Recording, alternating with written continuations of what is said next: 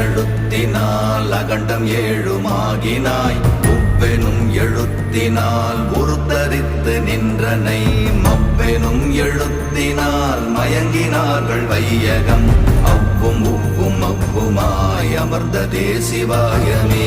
ஓம் நமச்சிவாய ஓம் ஓம் நமச்சிவாய ஓம் நமச்சிவாய ஓம் ஓம் நமச்சிவாய ஓம் நமச்சிவாய ஓம் ஓம் நமச்சிவாய ஓம் நமச்சிவாய ஓம் ஓம் நமச்சிவாய.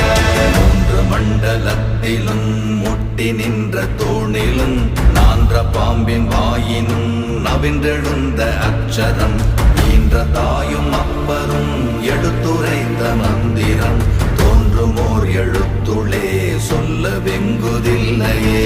ஓம் நமச்சிவாய ஓம்